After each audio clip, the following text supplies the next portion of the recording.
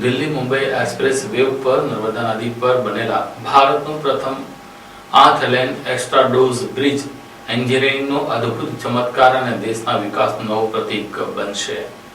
Delhi Mumbai expressway પર નર્મદા નદી પર બનેલો 2.22 કિલોમીટર લાંબો 8 લેન એક્સ્ટ્રા ડોઝ બ્રિજ કાર્યરત થઈ ગયો છે। આ બ્રિજ શરૂ થવાથી દિલ્હી અને મુંબઈ વચ્ચેના મુસાફરીના સમયમાં ઘટાડો આવશે। આ અંગે NHAIના અધિકારીઓએ આજરોજ પત્રકાર પરિષદ યોજીને માહિતી આપી હતી। આ બ્રિજ ભારતનો પ્રથમ 8 land extra dose river bridge છે, જે ભરૂચ જિલ્લાના અંકલેશ્વર મનોવર સેક્શનમાં આવેલો છે। આધુનિક ઇજનેરી કૌશલ્ય અને અદ્યતન ટેકનોલોજીથી નિર્મિત આ બ્રિજ દેશના ઇન્ફ્રાસ્ટ્રક્ચર વિકાસમાં મહત્વપૂર્ણ ભૂમિકા ભજવશે। નર્મદા નદીના જળ પ્રવાહ અને દરિયાઈ ભરતી ઓટ જેવા પડકારો વચ્ચે આ બ્રિજનું નિર્માણ થયું છે। આ વિસ્તાર સિસ્મિક ઝોનમાં આવતો હોવા છતાં ઇજનેરોએ 60 મીટરથી વધુ ઊંડો પાઇલ ફાઉન્ડેશન દ્વારા મજબૂત માળખું ઊભું કર્યું છે। નિર્માણ દરમિયાન 2 વખત આવેલા પૂરથી કામચલાઉ માળખાને નુકસાન પહોંચ્યું હોવા છતાં કામગીરી સફળતાપૂર્વક પૂર્ણ કરવામાં આવી છે। બ્રિજના નિર્માણમાં આશરે 32,000 મેટ્રિક ટન સ્ટીલનો ઉપયોગ થયો છે, જે વિશ્વ પ્રસિદ્ધ બ્રુકલિન બ્રિજ કરતા અંદાજે 2.5 ગણો વધુ છે। પાયલોન અને પાઇલ્સની ઊંચાઈ આશરે 29 માળની ઇમારત જેટલી છે।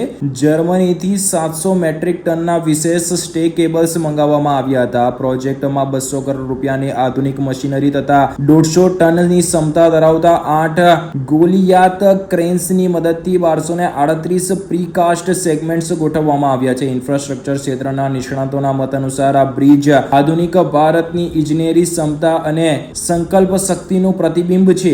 આ બ્રિજ ભરૂચ અને અંકલેશ્વર જેવા મહત્વપૂર્ણ ઔદ્યોગિક વિસ્તાર માટે ગેમ ચેન્જર સાબિત થશે તેવું NHAIનું માનવું છે। જો કે અંકલેશ્વર ખાતે પ્રથમ જે કટ આપવામાં આવી હતી તે હાલ બંધ કરી દેવામાં આવતા અંકલેશ્વર માટે હવે તે કયા રીતે ફાયદાકારક રહેશે તે વિચારવા જેવી બાબત બની ગઈ છે। દિલ્હી, વડોદરા, સુરત અને મુંબઈ વચ્ચે માલસામાનની ઝડપી હેરાફેરી થવાથી સમગ્ર કોરિડોરમાં ઔદ્યોગિક વિકાસને વેગ મળશે અને મેન્યુફેક્ચરિંગ સેક્ટરમાં વૃદ્ધિ થશે તેવું પણ જણાવવામાં આવી રહ્યું છે। આ અંગે બ્રિજના ડિઝાઇનર ઇજનેર અક્ષય રાવ હૌસિંગે જણાવ્યું હતું કે આ ભારતનો પ્રથમ 8 lane extra dose cable bridge છે, જે નર્મદા નદી ઉપર બન્યો છે। અત્રે ઉલ્લેખનીય બાબત છે કે આ નેશનલ હાઈવેના નિર્માણ દરમિયાન જમીન સંપાદનથી લઈને અનેક મુદ્દાઓને લઈને તે પ્રોજેક્ટ વિવાદમાં રહ્યું હતું, જેને કારણે જે સમય મર્યાદામાં આ કામગીરી પૂર્ણ થવી જોઈતી હતી તેના કરતા ઘણો લાંબો समय પણ લાગ્યો હોવાનું માનવામાં આવે છે। तो मेरा नाम अक्षय राव होशिंग है। मैं एक ब्रिज डिज़ाइन इंजीनियर हूँ।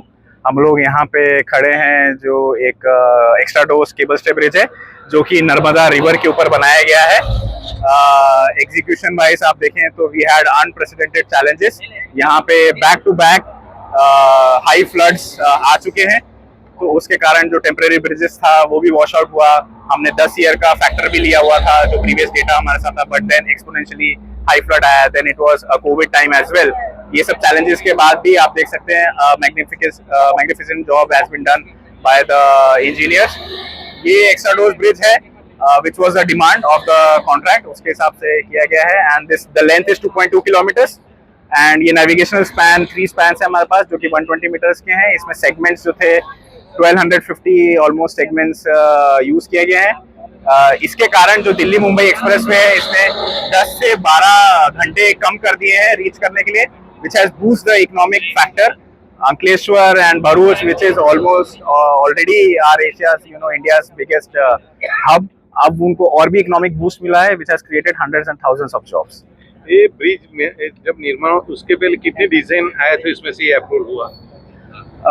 इसमें सेवरल डिजाइन्स आते हैं, इसमें कॉन्सेप्ट किए जाते हैं, बट अल्टीमेट चैलेंज होता है कि आप जब ब्रिज कंस्ट्रक्शन कर रहे हैं तो उस समय आपको जो चैलेंजेस ऑन ग्राउंड दिया जाता है, उसके कारण अगर कुछ वेरिएशन होता है तो वो चेंजेस आते हैं। अब नेविगेशन की रिक्वायरमेंट जैसे अगर बाद में आई है, तो we definitely go and increase the span. तो ये सब चेंजेस भी एज एन ऑन व्हेन आपके पास एक ड्राइंग्स रहता है, डिजाइन रहता है, बट जैसे जैसे आप कंस्ट्रक्ट करते रहते हैं, अगर वी रिक्वायर चेंजेस तो हम चेंजेस उसको करते रहते हैं।